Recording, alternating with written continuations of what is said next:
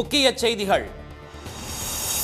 ஆண்டுக்கு 24 லட்சம் ரூபாய் ஊதியம் பெறுவோருக்கு 1 லட்சம் ரூபாய் வரி குறையும் என நிர்மலா தகவல்.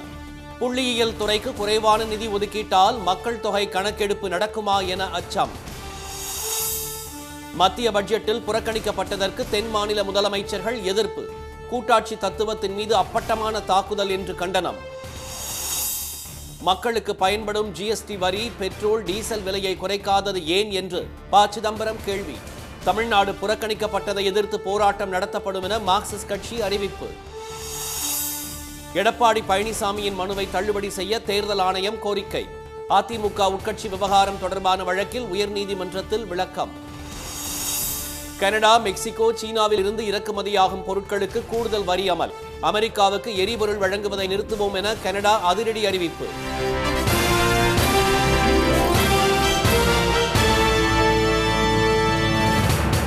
வணக்கம். வருமான வரி உச்சவரம்பை உயர்த்தி இருப்பதன் மூலம் ஆண்டுக்கு 24 லட்சம் ஊதியம் பெறுவோர் 1 லட்சம் வரை சேமிக்க முடியும் என்று மத்திய நிதியமைச்சர் திருமதி நிர்மலா சீதாராமன் தெரிவித்துள்ளார். பட்ஜெட் தாக்கல் செய்யப்பட்ட பிறகு செய்தியாளர்களிடம் பேசிய அவர், எரிசக்தி, நகர்ப்புற மேம்பாடு, சுரங்கத்துறை, நிதித்துறை ஒழுங்குமுறைகளில் சீர்திருத்தம் மேற்கொள்வதற்கேற்ப பட்ஜெட் தயாரிக்கப்பட்டதாக கூறினார். உச்சவரம்பை உயர்த்தியதன் மூலம் வருமான வரி செலுத்தும் நடுத்தர குடும்பத்தைச் சேர்ந்த 1 கோடி பேர் பலன் பெறுவார்கள் என்ற அவர், அதிக ஊதியம் பெறுவோர் ஆண்டுக்கு 1 லட்சம் வரை வரி சேமிக்க முடியும் என்றார். Go to the 24 lakh and compare with the present rates. Present prevailing rate, they have to pay 4.1 lakh rupees as tax. We are saying now they will have 110 lakh in their pockets, which they don't have to pay as tax. இந்நிலையில் 138 கோடி மக்கள் பயன்பெறும் விதமாக இந்த பட்ஜெட்டில் எந்த திட்டமும் இல்லை என்று விமர்சித்துள்ள காங்கிரஸ் தலைவர் திரு ராகுல் காந்தி, பட்ஜெட் தயாரிப்பு குழுவில் குறிப்பிட்ட பிரிவினர் மட்டுமே ஆதிக்கம் செலுத்தியதாக குற்றம் சாட்டியுள்ளார். ஒரு தலித், ஒரு பழங்குடியினத்தவர், ஒரு பிற்படுத்தப்பட்ட வகுப்பைச் சேர்ந்தவர் அல்லது ஒரு சிறுபான்மையினரை கூட காண முடியாதபடி 90 அதிகாரிகள் கொண்ட குழு பட்ஜெட்டை தயாரித்துள்ளதாக அவர் கூறியுள்ளார். இதனிடையே பட்ஜெட்டில் கணக்கெடுப்பு மற்றும் புள்ளியியல் துறைக்கு 574 கோடி ரூபாய் மட்டுமே ஒதுக்கப்பட்டுள்ளது. கடந்த பட்ஜெட்டில் 3768 கோடி ரூபாய் ஒதுக்கப்பட்ட நிலையில் அதைவிட குறைவாக இந்த பட்ஜெட்டில் நிதி ஒதுக்கப்பட்டுள்ளதால் மக்கள் தொகை கணக்கெடுப்பு பணிகள் இந்த ஆண்டும் தள்ளி போகலாம் என்று செய்திகள் வெளியாகியுள்ளன. பட்ஜெட்டில் எதிர்க்கட்சிகள் ஆளும் மாநிலங்கள் வேண்டுமென்றே புறக்கணிக்கப்பட்டு கூட்டாட்சி தத்துவம் மீது அப்பட்டமான தாக்குதல் நடத்தப்பட்டிருப்பதாக தென் மாநிலங்களின் முதலமைச்சர்கள் குற்றம் சாட்டியுள்ளனர். மத்திய அமைச்சர் திருமதி நிர்மலா சீதாராமன் நேற்று தாக்கல் செய்த பட்ஜெட்டில் தென் மாநிலங்களில் பாஜக கூட்டணியில் உள்ள ஆந்திராவை தவிர திமுக, காங்கிரஸ், மார்க்சிஸ்ட் கட்சிகள் ஆட்சி செய்யும் தமிழ்நாடு, கேரளா, தெலுங்கானா, கர்நாடகா மாநிலங்களின் முக்கிய திட்டங்களுக்கு நிதி ஒதுக்காமல் புறக்கணிக்கப்பட்டுள்ளன. அதிலும் தமிழ்நாடு என்ற பெயர் கூட நிதிநிலை அறிக்கையில் உச்சரிக்கப்படவில்லை என்று முதலமைச்சர் திரு மு க ஸ்டாலின் சுட்டிக்காட்டியுள்ளார். அவர் விடுத்துள்ள எக்ஸ் வலைதள பதிவில், ஒன்றிய நிதிநிலை அறிக்கை என்றாலே தமிழ்நாட்டை பொறுத்தவரை ஓரவஞ்சனைதானா? தமிழ்நாடு என்ற பெயர் கூட ஏன் இடம்பெறவில்லை என்று கேள்வி எழுப்பியுள்ளார்.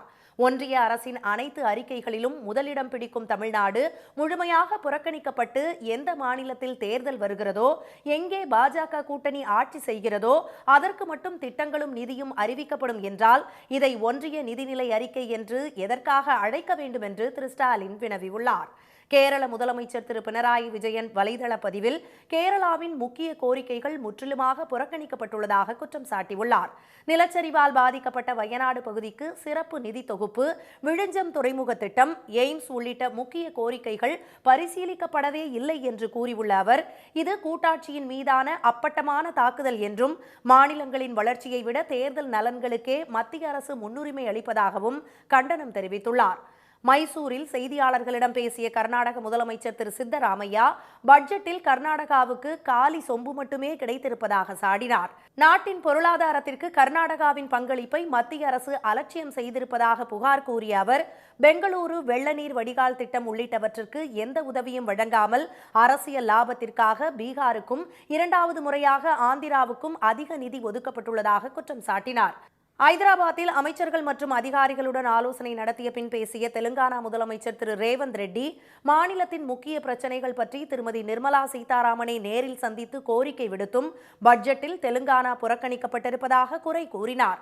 மாற்றாந்தாய் மனப்பான்மையுடன் நடந்து கொள்ளும் மத்திய பாஜக அரசின் போக்கை கண்டித்து நாடாளுமன்றத்தில் தெலுங்கானா எம்பிக்கள் குரல் எழுப்புவார்கள் என்றும் திரு ரேவந்த் ரெட்டி தெரிவித்துள்ளார். தமிழ்நாட்டை புறக்கணித்துள்ள மத்திய பாஜக அரசுக்கு கடும் கண்டனம் தெரிவித்துள்ள தமிழக தலைவர்கள் ஜிஎஸ்டி வரியை குறைத்து அனைவருக்கும் பலனளிக்காமல் வருமான வரி குறைப்பு என்ற பெயரில் நாடகமாடியிருப்பதாக விமர்சித்துள்ளனர். நிதிநிலை அறிக்கை குறித்து டெல்லியில் செய்தியாளர்களிடம் பேசிய முன்னாள் நிதியமைச்சரும் காங்கிரஸ் மூத்த தலைவருமான திரு ப. சிதம்பரம், வருமான வரி குறைப்பின் மூலம் மிக குறைவான மக்களே பலன் பெறுவார்கள் என்றார். பெட்ரோல், டீசல் விலைகளையும் ஜிஎஸ்டி வரியையும் குறைக்க நடவடிக்கை எடுத்திருந்தால் அனைத்து தரப்பினருக்கும் பலன் கிடைத்திருக்கும் என்று அவர் தெரிவித்தார். வருமான வரி கட்டுறவங்க மட்டும்தான் வரி கட்டுறாங்கன்னு நினைக்கிறது. ஜிஎஸ்டி கட்டுறது எல்லாரும் கட்டுறோம்.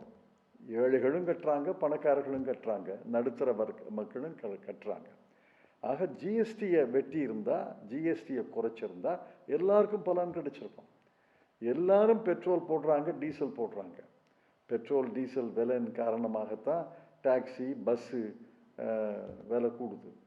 ஆக எல்லாருக்கும் சலுகை கிடைக்கணும்னா பெட்ரோல், டீசல் வரிச்சுமையை அல்லது விலையை குறைச்சிருக்கணும். ஜிஎஸ்டி வரியை குறைச்சிருக்கணும். அதிக வருவாய் கிடைப்பதாலேயே பெட்ரோல், டீசல் விலைகளை மத்திய அரசு குறைக்கவில்லை என்று திரு சிதம்பரம் கூறினார்.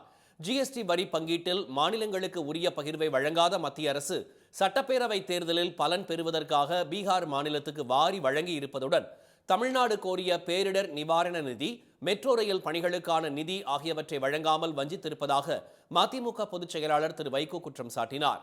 தமிழ்நாட்டை புறக்கணித்துவிட்டு தங்கள் ஆட்சிக்கு முட்டுக் கொடுக்கும் மாநிலங்களுக்கு அதிக நிதி ஒதுக்கியுள்ள மத்திய அரசை கண்டித்து போராட்டம் நடத்தப் போவதாக மார்க்சிஸ்ட் கட்சியின் மாநில செயலாளர் திரு பே. சண்முகம் தெரிவித்தார்.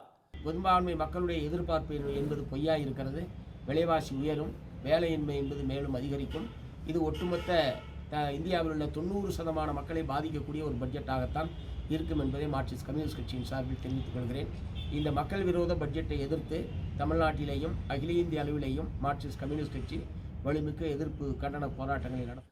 மெட்ரோ ரயில் திட்டம், இரட்டை வழி ரயில் பாதை திட்டம், ரயில் பாதை மின்மயமாக்கல் உள்ளிட்ட தமிழ்நாட்டின் பல்வேறு திட்டங்களுக்கும் இயற்கை பேரிடர் நிவாரணத்துக்கும் எதையும் வழங்காமல் மத்திய பாஜக அரசு வஞ்சித்துள்ளதாக இந்திய கம்யூனிஸ்ட் கட்சியின் மாநில செயலாளர் திரு இரா முத்தரசன் விமர்சித்துள்ளார்.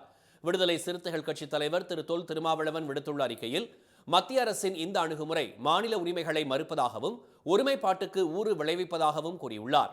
புதுச்சேரி மக்களுக்கு மத்திய அரசு துரோகம் செய்திருப்பதாக முன்னாள் முதலமைச்சர் திரு நாராயணசாமி தெரிவித்துள்ளார். புதுச்சேரி மாநில மக்களை ஏமாற்றுகின்ற அளவில் கடந்த 11 ஆண்டுகளாக, இந்த ஆண்டு நிர்மலா சீதாராமன் பட்ஜெட்டை கணக்கிட்டு பார்க்கும் பொழுதும் எந்த விதமான புதிய ரயில் திட்டமும் புதுச்சேரிக்கு கொடுக்கப்படவில்லை. புதுச்சேரி, காரைக்கால், மாஹே, ஏனம் பகுதியில் நான்கும் புறக்கணிக்கப்பட்டிருக்கின்றன.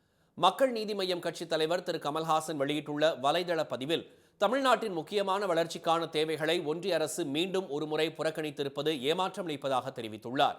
விளைபொருட்களுக்கு குறைந்தபட்ச ஆதரவு விலைக்கு சட்டப்பூர்வ உத்தரவாதம் இல்லாமல் இந்திய விவசாயிகளுக்கு உதட்டளவில் மட்டுமே மத்திய அரசின் சேவை தொடர்வதாகவும் அவர் கூறியுள்ளார். அதிமுக உட்கட்சி விவகாரம் தொடர்பாக விசாரணை நடத்த எதிர்ப்பு தெரிவித்து அதிமுக பொதுச் செயலாளர் எடப்பாடி திரு பழனிசாமி தாக்கல் செய்த மனுவை தள்ளுபடி செய்ய வேண்டும் என சென்னை உயர்நீதிமன்றத்தில் தேர்தல் ஆணையம் வலியுறுத்தியுள்ளது. அதிமுக உட்கட்சி விவகாரத்தில் இறுதி முடிவு எடுக்கப்படும் வரை அதிமுகவுக்கு இரட்டை இலை சின்னத்தை ஒதுக்கக்கூடாது என தேர்தல் ஆணையத்திற்கு உத்தரவிடக் கோரி திண்டுக்கல் சூரியமூர்த்தி என்பவர் உயர்நீதிமன்றத்தில் மனு தாக்கல் செய்திருந்தார். மனுவை விசாரித்த உயர்நீதிமன்றம் உத்தரவிட்டதன் அடிப்படையில் திரு ஓ பன்னீர்செல்வம், எடப்பாடி திரு பழனிசாமி மற்றும் அதிமுகவினரிடம் விசாரணை நடத்தியது. அப்போது அதிமுக பொதுச் செயலாளராக எடப்பாடி திரு பழனிசாமியை அங்கீகரிக்க கூடாது என்று திரு ஓ பி ரவீந்திரநாத், திரு புகழேந்தி, திரு கே சி பழனிசாமி உள்ளிட்டோர் மனு அளித்தனர். அதிமுக பொதுச் செயலாளர் பதவி மற்றும் அதிமுக பொதுக்குழு தொடர்பான வழக்கு உயர்நீதிமன்றத்தில் நிலுவையில் உள்ளதால் அதுகுறித்து தேர்தல் ஆணையம் விசாரணை நடத்த தடை விதிக்க கோரி எடப்பாடி திரு பழனிசாமி உயர்நீதிமன்றத்தை நாடினார். அதனை விசாரித்த நீதிபதிகள் திரு ஆர் சுப்பிரமணியன், திரு சி குமரப்பன் ஆகியோர் அடங்கிய அமர்வு தேர்தல் ஆணையம் விசாரிக்க இடைக்கால தடை விதித்தது. இந்நிலையில் தேர்தல் ஆணையம் உயர்நீதிமன்றத்தில் தாக்கல் செய்த மனுவில் அதிமுக உட்கட்சி விவகாரம் தொடர்பாக 6 புகார்கள் வந்திருப்பதால் அனைத்தும் விசாரணைக்கு எடுக்கப்பட்டுள்ளதாக தெரிவிக்கப்பட்டது. இப்பிரச்சனையில் தேர்தல் ஆணையம் சட்டத்திற்கு உட்பட்டு மிகவும் எச்சரிக்கை உணர்வோடு செயல்பட்டு வருவதாகவும், பின்னணி விவரங்களை முழுமையாக தெரிவிக்காமல் யூகத்தின் அடிப்படையில் முன்கூட்டியே அதிமுக இந்த மனுவை தாக்கல் செய்துள்ளதாகவும் கூறப்பட்டுள்ளது. எனவே இந்த வழக்கு விசாரணைக்கு உகந்தது அல்ல என்பதால் திரு பழனிசாமி தாக்கல் செய்த மனுவை தள்ளுபடி செய்ய வேண்டும் என்று தேர்தல் ஆணையம் வலியுறுத்தியுள்ளது. இதையடுத்து வழக்கு விசாரணை வரும் 6ஆம் தேதிக்கு ஒத்திவைக்கப்பட்டது. மத்திய பட்ஜெட்டில் கல்வி, ரயில்வே உள்ளிட்டவற்றிற்கு போதிய முக்கியத்துவம் அளிக்கப்படவில்லை என்று பல்வேறு தரப்பினரும் அதிருப்தி தெரிவித்துள்ளனர். 2025-26 நிதியாண்டிற்கான பட்ஜெட்டை நிதியமைச்சர் திருமதி நிர்மலா சீதாராமன் மக்களவையில் நேற்று தாக்கல் செய்தார். புதிய வருமான வரி திட்டத்தின் கீழ் 12 லட்சம் ரூபாய் வரை வருமான வரி கிடையாது என்று அவர் அறிவித்தார். இதன் மூலம் மாதம் 1 லட்சம் ரூபாய் வரை ஊதியம் பெறுவோர் இனி வரி கட்ட தேவையில்லை என்று அவர் கூறினார். ஆனால் இந்த அறிவிப்பால் நாட்டில் உள்ள 140 கோடி மக்களில் 2 அல்லது 3 கோடி மக்கள் மட்டுமே பயன்பெறுவார்கள் என்றும் மற்றவர்களுக்கு இதனால் பெரிய அளவிலான பயன் எதுவும் இல்லை என்றும் பொருளாதார நிபுணர்கள் சுட்டிக்காட்டியுள்ளனர். இந்தியாவில் 140 கோடி பேருக்கு மேலே இருக்காங்க. அதில் ஒரு 2 கோடி பேர் தான் டேக்ஸே கட்டுறாங்க. அதில் ஒரு 1.5 கோடி பேருக்கு தான் 1.5லேருந்து 2 கோடி பேர் தான் 1 லட்ச ரூபாய்க்கு மேலே சம்பாதிக்கிறாங்க. ஸோ இந்த பட்ஜெட்டுங்கிறது 2 கோடி பேருக்கு மேலே இருக்கக்கூடிய பட்ஜெட். இந்த டேக்ஸ் ரிலீஃபு காமன் மேனுக்கு கொடுத்துருக்கணும். மீதி 138 கோடி பேருக்கு என்ன கொடுத்துருக்கீங்க அப்படிங்கிற கேள்வி வருது. 2014ஆம் ஆண்டிற்கு பிறகு துவங்கப்பட்ட இந்திய தொழில்நுட்ப நிறுவனங்களுக்கு மட்டுமே நிதி ஒதுக்கீடு செய்வதாக பட்ஜெட்டில் அறிவிக்கப்பட்டதற்கு கல்வியாளர்கள் கவலை தெரிவித்துள்ளனர். எய்ம்ஸ் மருத்துவமனை போன்ற அமைப்புகள் மீதும் 10 வருடங்கள் கழித்துதான் மத்திய அரசின் கண் பார்வை படுமா என்றும் அவர்கள் கேள்வி எழுப்பியுள்ளனர். கல்வியை பொறுத்த வரைக்கும் ஒரு போதுமான அலோகேஷன்ஸ் அண்ட் ஸ்பெண்டிங் பற்றி ஒரு டீட்டெயில்ஸ் இல்லை. ஏன்னா சென்ற பட்ஜெட்லேயே 255 கோடி நாங்கள் ஆர்டிஃபிஷியல் இன்டெலிஜென்ஸ் அலோகேஷன் பண்ணுறோம் அப்படின்னாங்க. ஆனால் இந்த பட்ஜெட்டில் ஒரு 500 கோடி அப்படின்றாங்க. இப்போ போன வருஷம் நாங்கள் பண்ணதில் எந்தெந்த சென்டர் எங்கே ஃபங்க்ஷன் ஆகிட்டு இருக்குது அப்படிங்கிறது ஒன்றும் டீட்டெயில்ஸ் இல்லை. அதனால் இன்ஃப்ராஸ்ட்ரக்சர் நல்ல வளர்ந்த மாநிலங்களுக்கு நிறைய அலோகேஷன் பண்ணி அங்கே நிறைய கூட்டணும். இப்போ உதாரணத்துக்கு சதர்ன் ஸ்டேட்ஸ் கொடுக்குற ஜிஎஸ்டி ஃபுல்லாகவே பீகாருக்கும் யூபிக்கும் செலவழிக்கப்படுகிறது. இந்த சதர்ன் ஸ்டேட்டில் உள்ள மாணவர்களுக்கு எந்த வாய்ப்புகளும் தரதில்லை. கல்வி மற்றும் மேலாண்மை கல்விக்கு உரிய நிதி பட்ஜெட்டில் ஒதுக்கப்படாவிட்டால் வேளாண்மை மேம்படாது என்று திரு நெடுஞ்செழியன் தெரிவித்தார். இதற்கு முன்பு ரயில்வேக்கு தனி பட்ஜெட் போடப்பட்ட நிலையில் அது பின்னர் பொது பட்ஜெட்டுடன் இணைக்கப்பட்டது. தற்போது பொது பட்ஜெட்டிலும் ரயில்வே திட்டங்கள் குறித்து எந்த அறிவிப்பும் இடம்பெறாதது ஏமாற்றம் அளிப்பதாக ரயில்வே துறையினர் தெரிவித்தனர். விகாஸ் புருஷ்ன்றாங்க, வளர்ச்சியின் நாயகனா. ரெண்டாவது விக்சித் பாரத் 2047க்குள்ள ரயில் வளர்ச்சியடைந்த பாரதமாக இந்தியா ஆகும்ன்றாங்க. ஆனால் ரயில் வளர்ச்சி திட்டங்களுக்கு போதிய நிதி ஒதுக்கலை. ரயில் வளர்ச்சி திட்டங்களுக்கு பணம் ஒதுக்குனா என்ன ஆகும்னா, 1 ரூபா ஒதுக்கினா அது 5 ரூபா பொருளாதாரத்தில் உருவாகும்னு சொல்கிறாங்க. அப்படிப்பட்ட இந்த ரயில் வளர்ச்சி திட்டங்களுக்கு போதிய நிதி ஒதுக்காதது வன்மையாக கண்டிக்கத்தக்கது. கடந்த பட்ஜெட்டில் அறிவிக்கப்பட்ட திட்டங்கள் இதுவரை செயல்படுத்தப்படவில்லை என்றும் தமிழக ரயில்வே திட்டங்களுக்கு நிதி ஒதுக்கப்படவில்லை என்றும் திரு இளங்கோவன் குற்றம் சாட்டினார். சரக்கு போக்குவரத்திற்கு தனி பாதை, பயணிகள் ரயிலுக்கு தனி பாதை என்று கடந்த பட்ஜெட்டுகளில் அறிவிக்கப்பட்ட திட்டங்களின் நிலை என்ன என்றும் அவர் கேள்வி எழுப்பினார். ஈரோடு கிழக்கு தொகுதி இடைத்தேர்தலுக்கான பிரச்சாரம் இறுதிக்கட்டத்தை எட்டியுள்ளது. அத்தொகுதியில் வரும் 5ஆம் தேதி நடைபெறும் தேர்தலில் திமுக வேட்பாளர் திரு வி.சி. சந்திரகுமாரும் நாம் தமிழர் கட்சி சார்பில் திருமதி சீதாலட்சுமியும் நேரடியாக களம் காண்கின்றனர். அங்கு நாளை மாலையுடன் பிரச்சாரம் நிறைவடைய உள்ள நிலையில் இரு கட்சி வேட்பாளர்களும் தீவிர வாக்கு சேகரிப்பில் ஈடுபட்டுள்ளனர். திமுக வேட்பாளர் திரு சந்திரகுமாரை ஆதரித்து அமைச்சர் திரு முத்துசாமி ஈரோடு கருங்கல்பாளையம் காவிரி கரை பகுதியில் வீடு வீடாக சென்று ஆதரவு திரட்டினார். கூட்டணி கட்சி நிர்வாகிகள் திமுகவின் சாதனைகள் அடங்கிய பிரசுரங்களை பொதுமக்களுக்கு விநியோகித்து வாக்கு சேகரித்தனர்.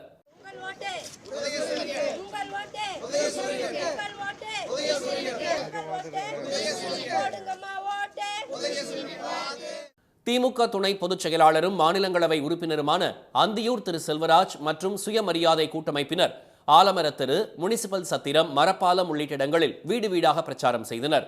திமுக கொண்டு வந்த அருந்ததியர்களுக்கான 3% உள் இடஒதுக்கீட்டின் பயன்களை எடுத்துக் கூறி வாக்கு சேகரிப்பில் ஈடுபட்டனர்.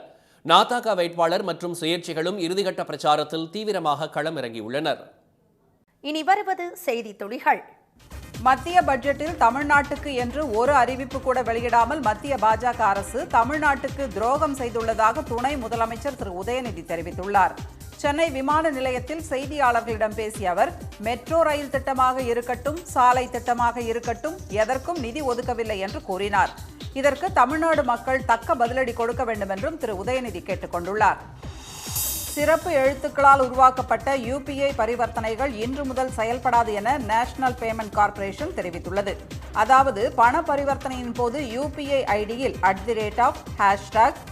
பெர்சன்டேஜ் அண்ட் போன்ற சிறப்பு எழுத்துக்கள் இருந்தால் பரிவர்த்தனை நிராகரிக்கப்படும். எனவே UPI ஐடிக்கள் ஆங்கில எழுத்துக்கள் மற்றும் 0 முதல் 9 வரையான எண்கள் கொண்டதாக இருப்பது அவசியம் என்று அறிவிக்கப்பட்டுள்ளது.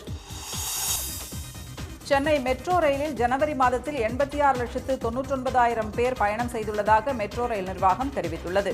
அதிகபட்சமாக கடந்த மாதம் 10ஆம் தேதி 3,61,000 பேர் பயணம் மேற்கொண்டுள்ளனர். தேசிய பொது இயக்க அட்டை எனும் சிங்கார சென்னை அட்டையை பயன்படுத்தி 25,30,000 பேர் பயணம் செய்துள்ளனர். பழனி அருகே நெய்க்காரப்பட்டி மேல்நிலைப் பள்ளியில் நடைபெற்ற ஊட்டச்சத்து மற்றும் உணவு கண்காட்சியில் மாணவர்கள் தயாரித்த 700 வகையான தோசைகள் காட்சிப்படுத்தப்பட்டிருந்தன. பசுமை குடில் 100க்கும் மேற்பட்ட தாவர வகைகள், இந்தியாவில் அனைத்து மாநிலங்களில் மக்கள் அன்றாடம் உண்ணும் உணவுப் பொருட்கள் தனித்தனி அரங்குகளில் இடம்பெற்றது பலரை வியந்து ரசிக்க வைத்தது. கனடா, மெக்சிகோ, சீனாவில் இருந்து இறக்குமதியாகும் பொருட்களுக்கு அமெரிக்க அதிபர் ட்ரம்ப் அறிவித்த கூடுதல் வரி அமலுக்கு வந்துள்ளது. அமெரிக்க அதிபராக பதவியேற்ற டொனால்டு ட்ரம்ப் கனடாவும் மெக்சிகோவும் சட்டவிரோத குடியேற்றம், போதைப்பொருள் கடத்தல் ஆகியவற்றை கட்டுப்படுத்தவில்லை என்று குற்றம் சாட்டினார். மேலும் கனடா மற்றும் மெக்சிகோவுக்கு அமெரிக்கா வழங்கும் மானியத்தால் ஏற்பட்டுள்ள பற்றாக்குறை உள்ளிட்ட காரணங்களுக்காக அந்நாடுகளிலிருந்து அமெரிக்காவுக்கு இறக்குமதியாகும் பொருட்களுக்கு 25% கூடுதல் வரி விதிக்கப்படுவதாக அறிவித்தார். இந்த கூடுதல் வரி விதிப்பானது பிப்ரவரி 1ஆம் தேதி அமலுக்கு வந்துள்ளது.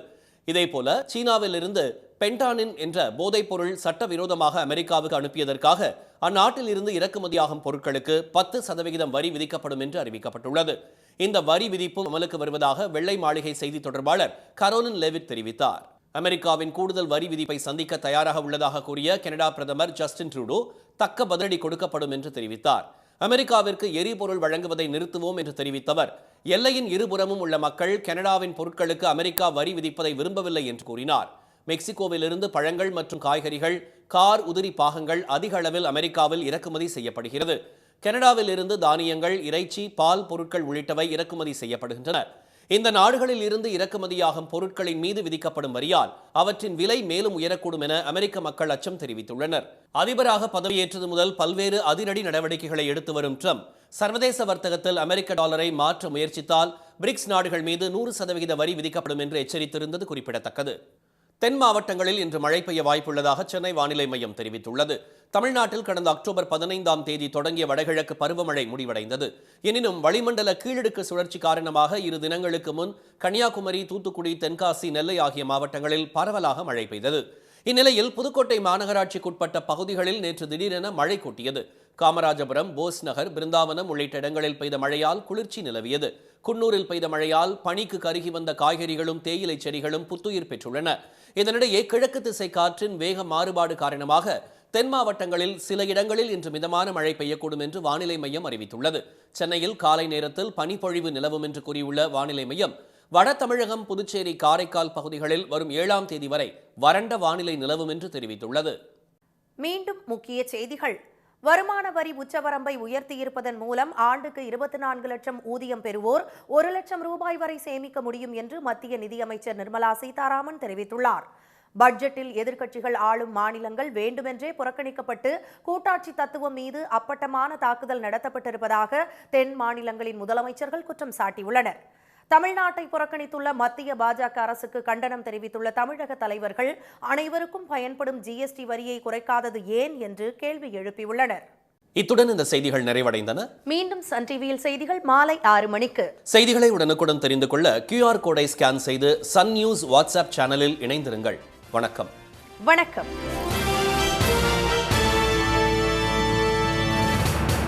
உடனுக்குடன் செய்திகளை தெரிந்து கொள்ள சன் நியூஸ் பெல் ஐகானை கிளிக் பண்ணுங்க.